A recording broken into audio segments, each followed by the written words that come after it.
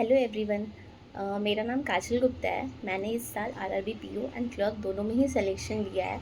मैं हर्षल सर को बहुत थैंक यू करना चाहती हूँ, क्योंकि अगर मैं शायद उन्हें फॉलो नहीं करती तो आज शायद ये मेरा सक्सेस मुझे नहीं मिला होता।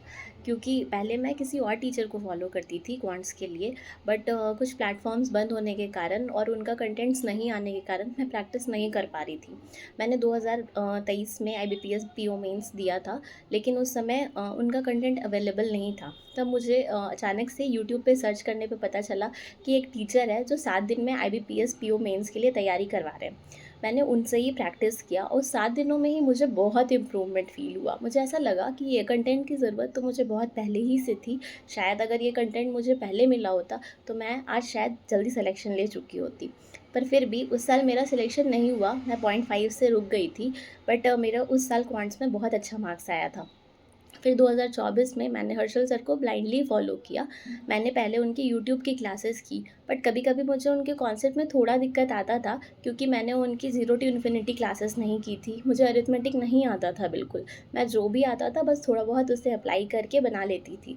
फिर मैंने उनका ज़ीरो टू इन्फिनिटी 2024 में खरीदा और उसे ब्लाइंडली फॉलो किया। वो जैसे बोलते थे बस मैंने वैसे ही फॉलो किया, और जो भी यूट्यूब में कंटेंट आता था मैं उसे भी ज़रूर बनाती थी।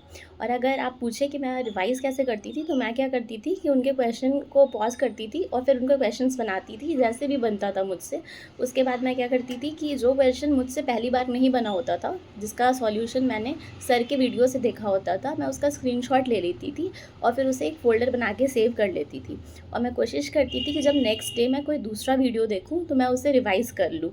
तो उससे होता था कि मैं उनका कॉन्सेप्ट भी सीख जाती थी और मेरे पास एक फ़ोल्डर बना होता था जिसको मुझे पता होता था कि जो मुझे एग्ज़ाम से पहले रिवाइज़ करना है। तो मुझे ऐसा लगता है कि जब मैं हर्षल सर को फ़ॉलो करके आज सिलेक्शन ले सकती हूँ 2 एग्ज़ाम्स में, जब मेरा 0.5 से हर एग्ज़ाम रुक जाता था, 0.5, 0.25 से, तो मुझे ऐसा लगता है कि कोई भी सिलेक्शन ले सकता है। आज मेरे आरआरबी पीओ में 25 मार्क्स है और आरआरबी क्लर्क में मैंने 30 स्कोर किया है क्वांट में, और ये सिर्फ़ हर्षल सर की वजह से हुआ है।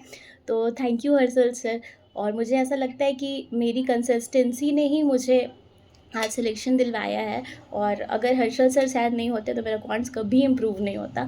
आज मेरे सेकंड हाईएस्ट मार्क्स हमेशा क्वांट्स में ही आते हैं। जैसे रीज़निंग, मुझे ऐसा लगता था कि रीज़निंग बहुत ईजी होती है और मेरी रीज़निंग अच्छी है, पर मैंने हमेशा यही ऑब्ज़र्व किया है मेंस एग्ज़ाम में कि रीज़निंग आप कितना भी बना लो, एक्यूरेसी 100% नहीं होती। बट अगर आप मैथ्स को अच्छे से बना लो तो आपकी 100% एक्यूरेसी होती है। तो मैं आपको बस इतना बोलूँगी कि जैसे हर्षल सर जो भी बोलते हैं आप बस उसे फॉलो कर लीजिए, और एक दिन सिलेक्शन आपका भी ज़रूर होगा। Thank you Harshal sir.